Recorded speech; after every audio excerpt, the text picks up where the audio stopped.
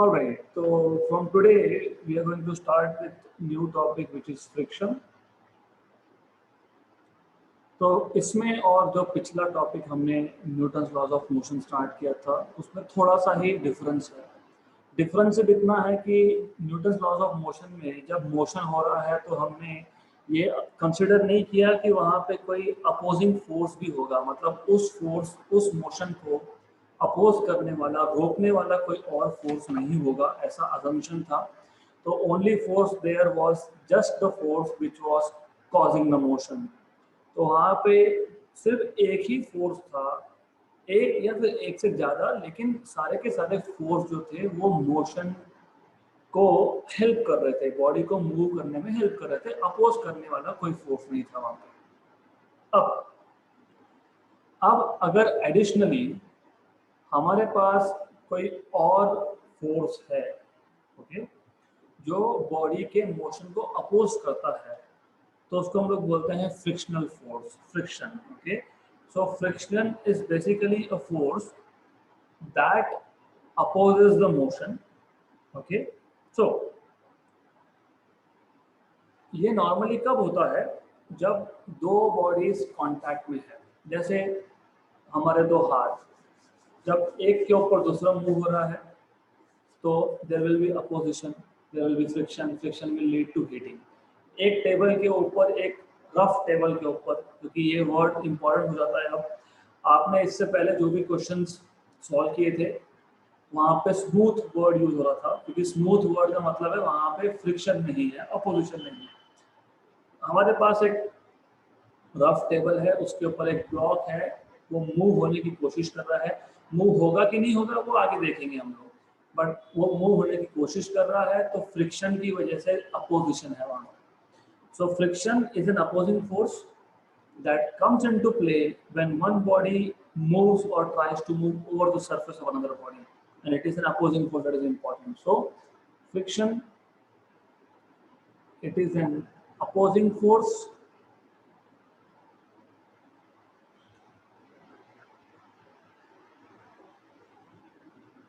which comes into play,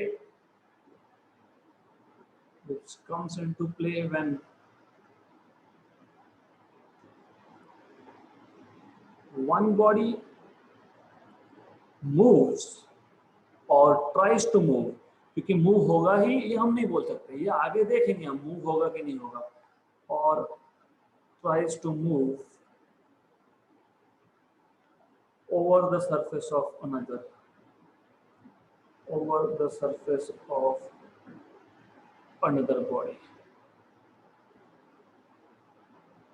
All right, good. तो अब हम देखते हैं कि फ्रिक्शनल फोर्सेस के टाइप्स कौन कौन से हैं। इसका हमने इंट्रोडक्शन बेसिकली हमने ये 11th में ऑलरेडी किया है, but just to remind you, हमने टाइप्स ऑफ फ्रिक्शनल फोर्सेस देखा था। अब ऐसा है, before we discuss types of frictional forces, let us go into little bit of detail कि ये फ्रिक्शन फोर्स आया कहाँ से, ये अपोजिशन टू मोशन आया कहाँ से।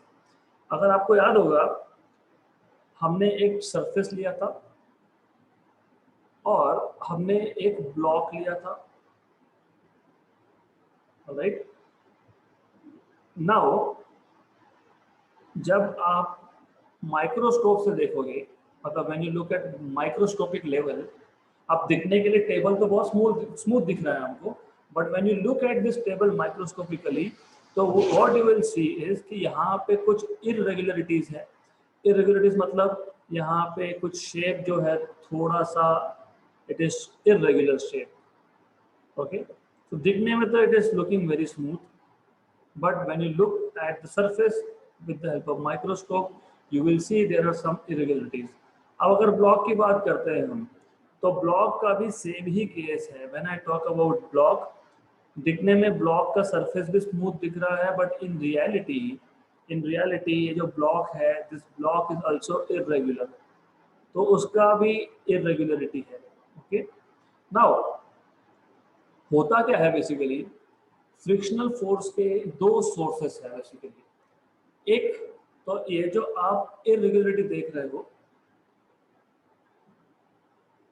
फॉर एग्जांपल दिस वन, ये जो इरेगुलर सरफेस है ब्लॉक का और टेबल का, इसमें इंटरलॉकिंग हो जाता है, दे गेट लॉक्ड। अभी इंटरलॉकिंग हुआ है, लॉकिंग हुआ है, तो अनलॉक करने के लिए फोर्स चाहिए होगा।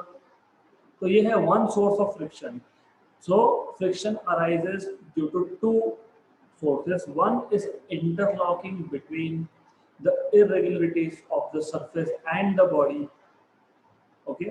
दूसरा, मैंने इंटेंशनली कलर चेंज किया था क्योंकि हो सकता है कि ये ए मटेरियल का बना हुआ है और टेबल बी मटेरियल का बना हुआ है, मतलब these two substances are also different.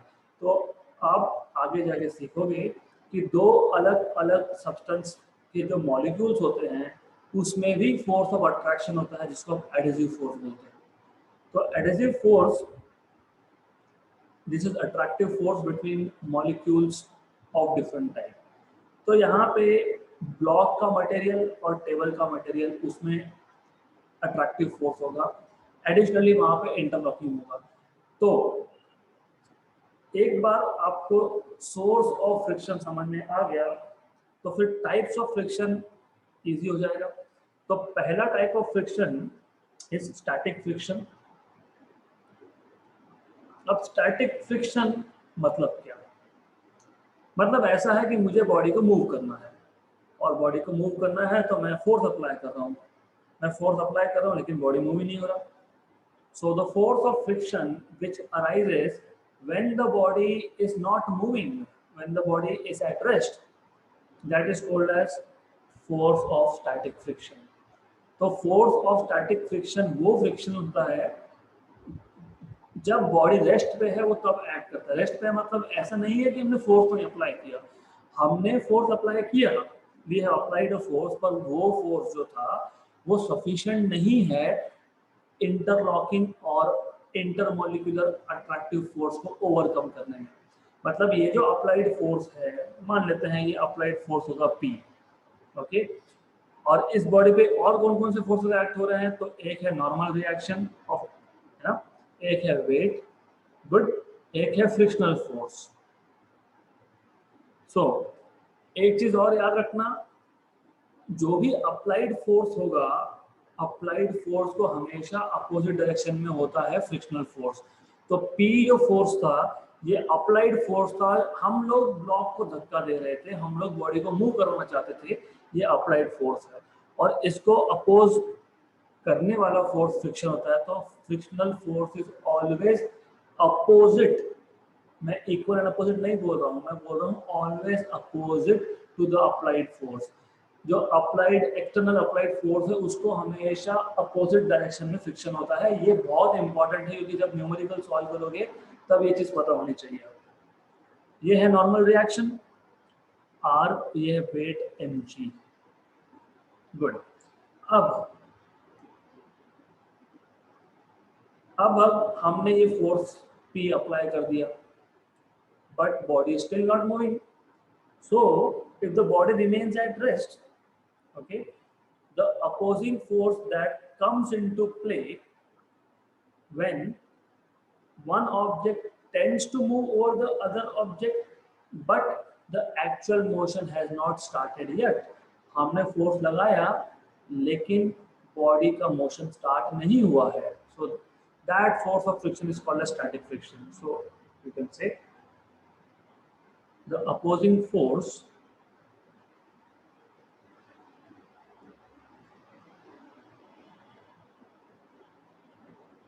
that comes into play when one object tends to move over the surface of another object,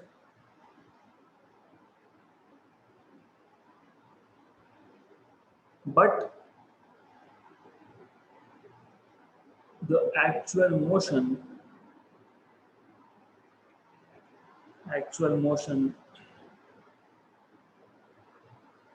has yet not started, not started.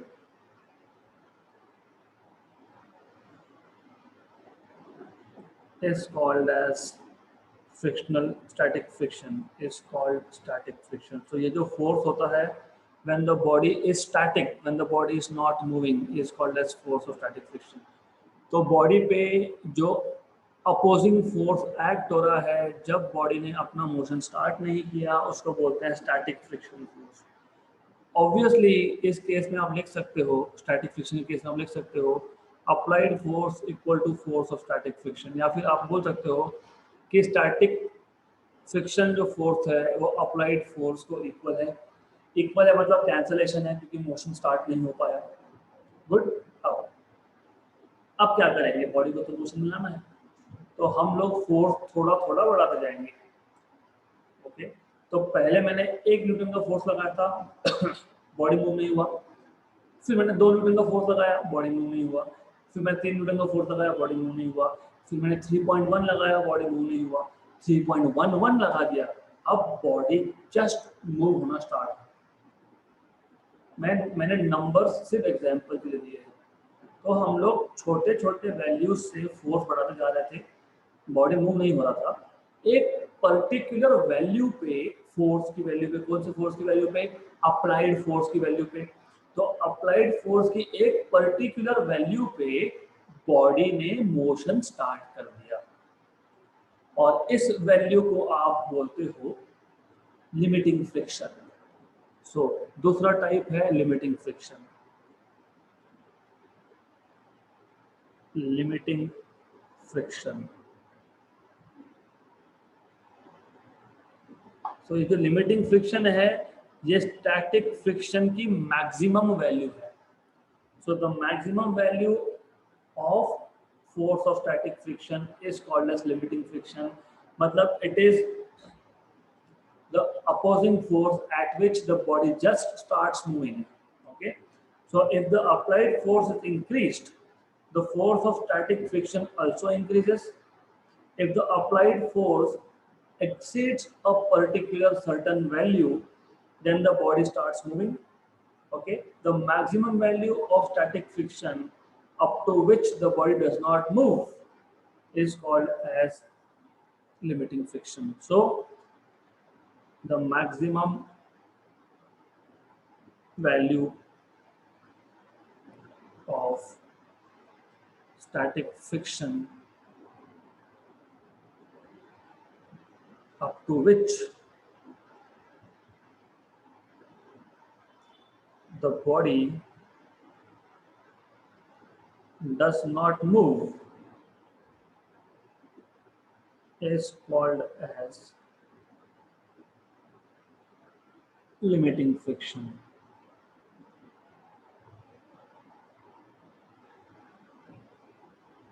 Is called as limiting friction.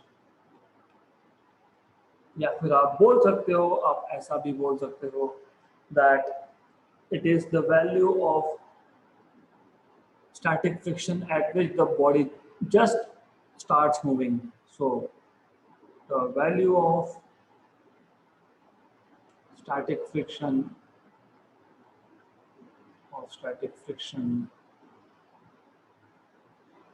at which the body just starts moving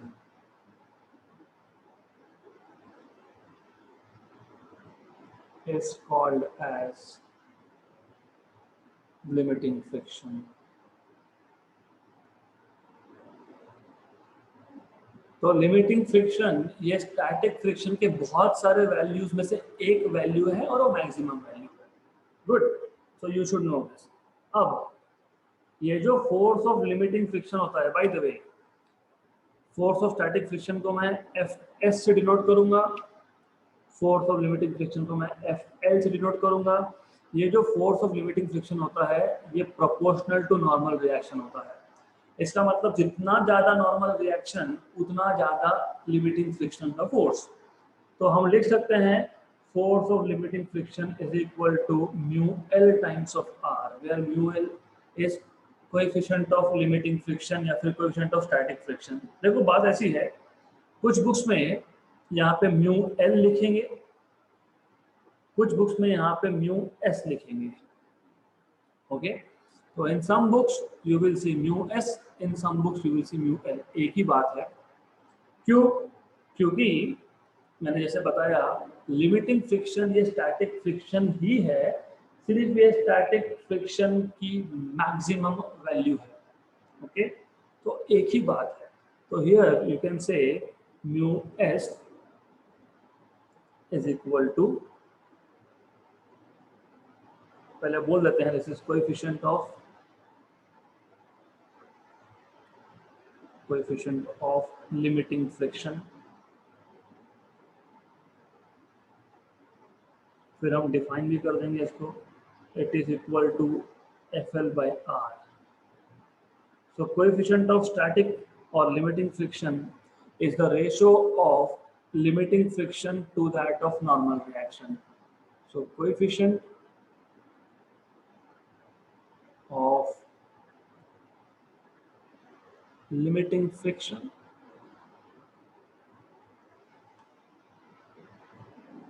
और static friction एक ही बात है, is the ratio of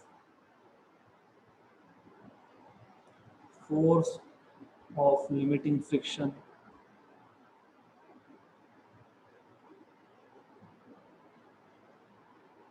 to that of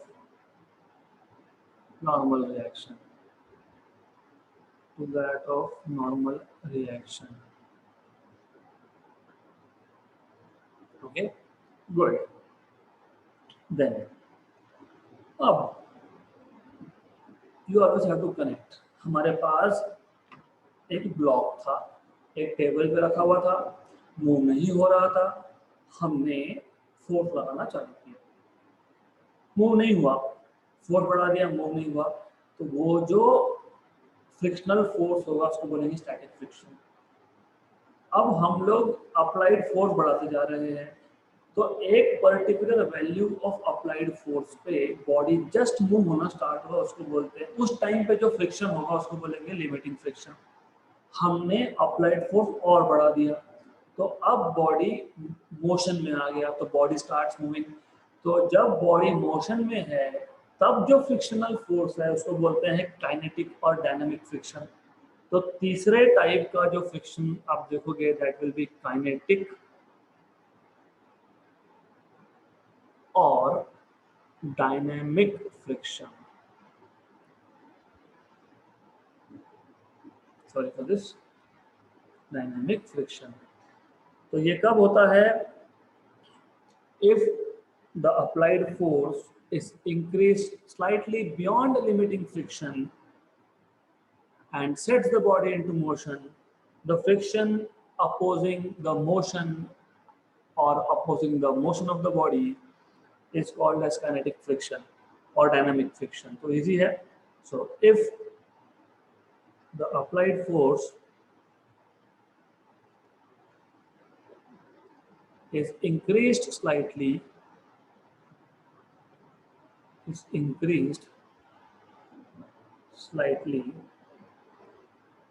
beyond limiting friction and sets the body in motion,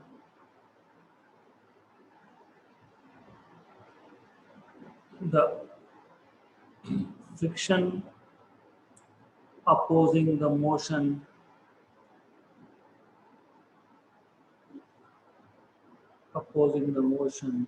is called as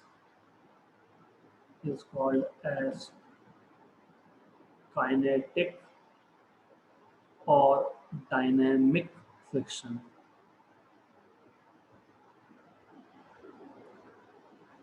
good. अब जैसे limiting friction ये normal reaction को proportional था, वैसे ही काइनेटिक फ्रिक्शन भी नॉर्मल रिएक्शन को प्रोपोर्शनल है। So it is proportional to normal reaction R. Therefore you have force of kinetic friction equal to mu k times of r, where mu k is coefficient of kinetic friction, coefficient of kinetic friction, okay? तो आपको mu के मिलेगा, मतलब coefficient of kinetic friction will be ratio of Fk, which is kinetic friction, to that of normal reaction. So it is the ratio of, जैसे आपने यहाँ पे लिखा है, coefficient of limiting friction is the ratio of limiting friction to that of normal reaction. तो आप वैसा ही लिख सकते हो. On the same lines you can write coefficient of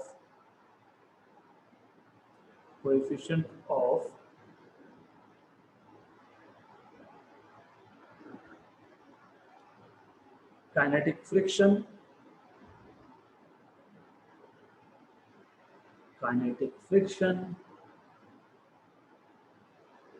is the ratio of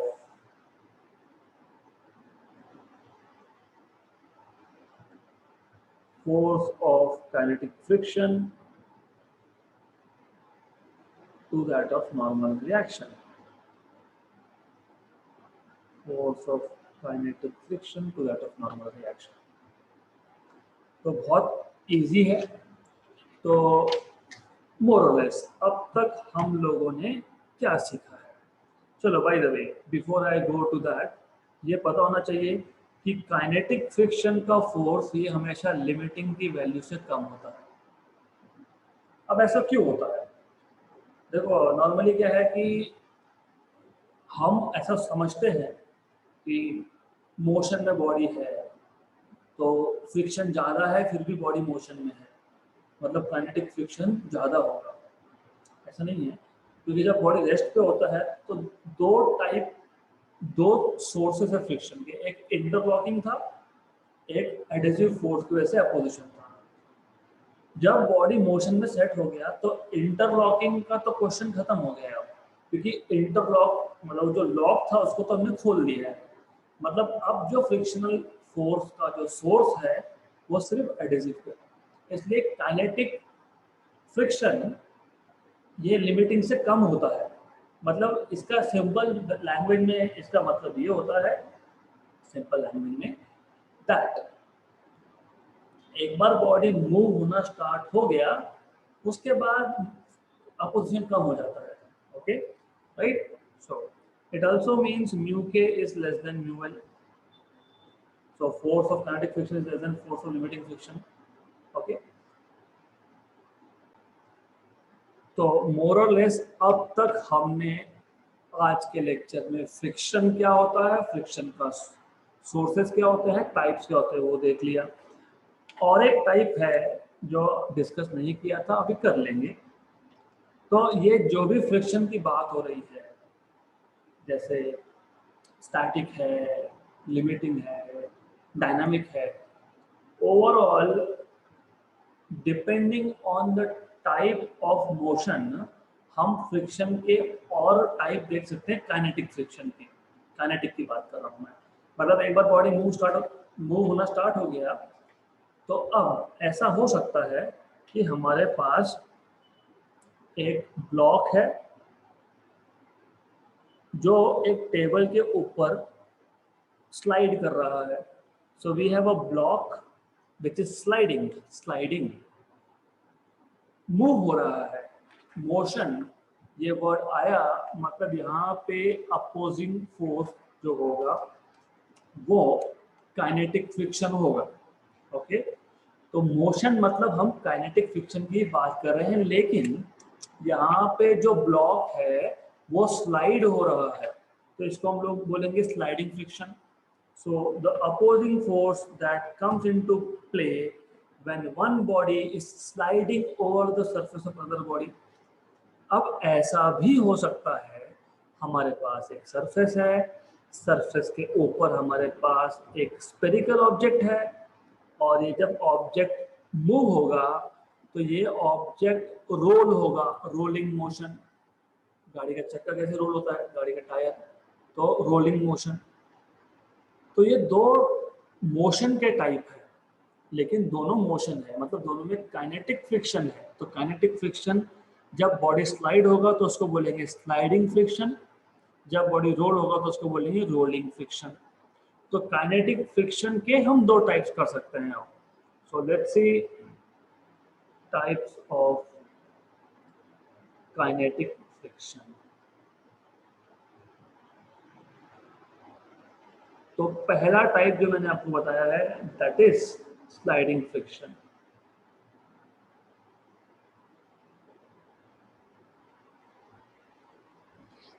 okay, तो यहाँ पे as I told you, the opposing force that comes into play when one body is sliding over the surface of another body. So the opposing force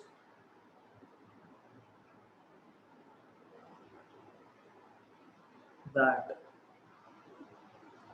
comes into play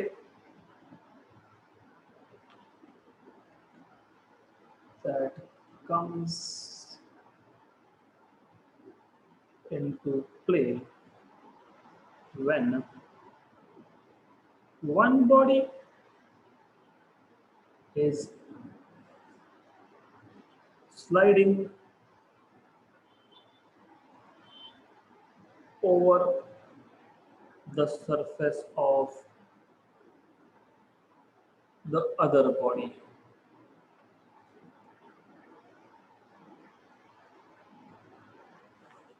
Right? Example, as I told you, a flat block, a block which is sliding on a table. दूसरा, rolling friction.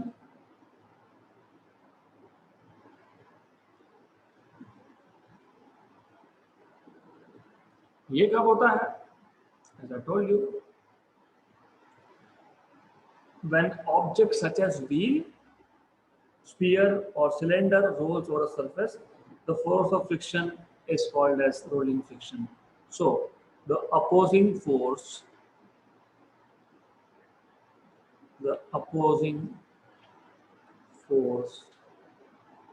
that comes into play when one body rolls over the surface of other body is called as rolling friction.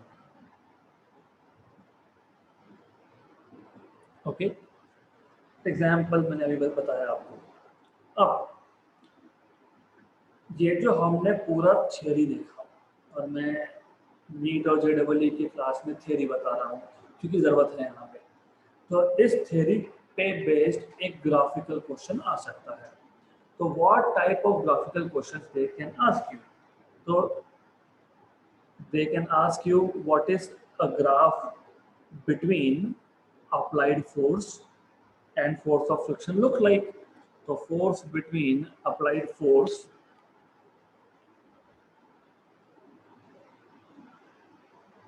and force of friction and force of friction. अब ये graph कैसा दिखता है? तो what I will do is मैं x axis पे applied force और y axis पे फोर्स ऑफ फ्रिक्शन प्लॉट करने वाला हूं।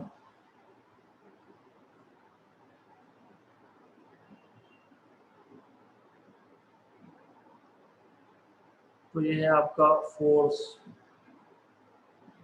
ऑफ फ्रिक्शन,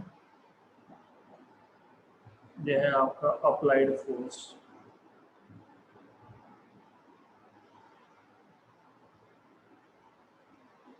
ओके, तो अब एज आई टोल्ड यू हमने अप्लाइड फोर्स बॉडी पे लगा दिया and the body is not moving. और मैंने आपको बताया भी था कुछ मिनट्स पहले, आई टोल्ड यू दिस, जितना अप्लाइड फोर्स ज्यादा होगा उतना ही स्टैटिक फ्रिक्शन का फोर्स ज्यादा होगा। ओके, क्यों? बिकॉज आप जब बॉडी को मूव करने की कोशिश करते हो तो आप जो ये इंटरलॉकिंग हुआ था उस इंटरलॉकिंग को खोलने की कोशिश करते हो, डिस्टर्ब करने की कोशिश करते हो। तो उस केस में जितना आप फोर्स अप्लाई कर रहे हो उतना ज्यादा फ्रिक्शनल फोर्स बढ़ते जा रहा है, अपोजिशन बढ़ते जा रहा है, राइट? तो अप्लाइड फोर्स और फोर्स ऑफ फ्रिक्शन ये स्ट्रेट लाइन होगा, लीनियर होगा, है ना? So applied force and force of friction, they are linearly related, मतलब straight line through origin, मतलब यहाँ से लेके तो यहाँ तक, what I am saying is from here to here, इतना जो फोर्स है आपका from this point up to this point, ये जो आपका फोर्स है, okay, this is nothing but force of static friction, Fs। समझना बहुत जरूरी है। हमने जितना अप्लाइड फोर्स बढ़ाया उतना फ्रिक्शनल फोर्स बढ़ते गया, और देन फ्रिक्शनल फोर्स की एक मैक्सिमम वैल्यू आई। तो वो जो फ्रिक्शनल फोर्स की जो मैक्सिमम वैल्यू है, मैंने आपको ऑलरेडी बताया है, स्टैटिक फ्रिक्शन की जो मैक्सिमम वैल्यू होती है, फोर्स ऑफ स्टैटिक फ्रिक्शन की जो मैक्सिमम वैल्यू होती है उसको आप बोलते हो काइनेटिक फ्रिक्शन। तो यहाँ पे ये जो आप देख रहे हो, this value over here is sorry limiting friction, this is limiting friction. The maximum value of static friction up to which the body does not move, or the value of static friction at which the body just starts to move is called as limiting friction। तो static friction का maximum value को limiting friction बोला है। इसके बाद गाड़ी, body, object जो भी होगा वो मोशन में आ जाएगा। मोशन में आ जाएगा मतलब डायनामिक काइनेटिक फ्रिक्शन की बात होगी। और यहाँ पे ऑलरेडी मैंने बताया है कि काइनेटिक फ्रिक्शन जो होता है, जब एक बार बॉडी मोशन में आ गया तो अपोजिशन कम हो जाता है, क्योंकि आ गया ना मोशन में, अब क्या अपोज करना है ना। कभी भी इनिशियल मोशन स्टार्ट करना ऐसा डिफिकल्ट टास्क, उसके बाद जो होता है स्मूथ, मतलब नॉट स्मूथ, फ्रिक्शन है वहाँ पे लेकिन कम रेजिस्टेंस है, कम अपोजिशन है। तो लिमिटिंग के बाद जैसे आपने अप्लाइड फोर्स बढ़ाया, स्टैटिक फ्रिक्शन की वैल्यू कम हो गई, फ्रिक्शन की वैल्यू कम हो गई, और फ्रिक्शन की वैल्यू कम हो गई, और क्योंकि बॉडी मोशन में है तो अब जो फ्रिक्शन होगा उसको बोलेंगे काइनेटिक या फिर डायनामिक फ्रिक्शन। तो ये जो वैल्यू है यहाँ पे, this value over here is the value of dynamic or kinetic friction, Fk। मैं वापस समझा देता हूँ। हमारे पास एक ऑब्जेक्ट है जो रेस्ट पे है, इसको मूव करवाना है, हमने फोर्स अप्लाई करना स्टार्ट कर दिया। I am applying force, body is not moving, applying force, body is not moving, force increasing, body is not moving। तो जैसे जैसे अप्लाइड फोर्स बढ़ेगा अपोजिशन भी बढ़ेगा, स्टैटिक फ्रिक्शन भी बढ़ेगा। स्टैटिक फ्रिक्शन की मैक्सिमम वैल्यू जब आ जाएगी तो बॉडी मूव होना स्टार्ट हो जाएगा, जिसको मैं बोला लिमिटिंग फ्रिक्शन। ओके, अब आपने लिमिटिंग फ्रिक्शन पे आने के बाद अगर आपने अप्लाइड फोर्स बढ़ा दिया तो अब बॉडी मोशन में आ गया। अब जब बॉडी मोशन में है तब जो फ्रिक्शनल फोर्स है उसको बोलते हैं काइनेटिक। और काइनेटिक फ्रिक्शन ये लिमिटिंग से कम होता है, इसलिए ग्राफ में देखो ये जो फ्लैट मैंने बताया है, लाइन जो बताई है straight line which is parallel to axis of applied force, okay right. तो this is force of kinetic friction. तो ऐसा ग्राफिकल क्वेश्चन आपको पूछ सकते हैं, ओके। तो ये पता होना बहुत इंपॉर्टेंट है। फॉर योर कन्वीनियंस मैं यहाँ पे सिर्फ इसका नामकरण क्यों देता हूँ, इसको नाम दे देते हैं ओ से ए, ओके, ए से बी, बी से C, that's it, that's it. So overall you need to understand that kinetic friction is the least, kinetic friction सबसे कम है, स्टैटिक फ्रिक्शन से कम है काइनेटिक फ्रिक्शन, लेकिन स्टैटिक फ्रिक्शन की जो मैक्सिमम वैल्यू है उसको हमने लिमिटिंग फ्रिक्शन बोल के रखा है। This is what you need to understand, alright. So good. तो अब I wanted to start next topic, लेकिन इसको टाइम लगेगा और हमको क्लास का टाइमिंग 40 से 45 मिनट्स में ही रखना है।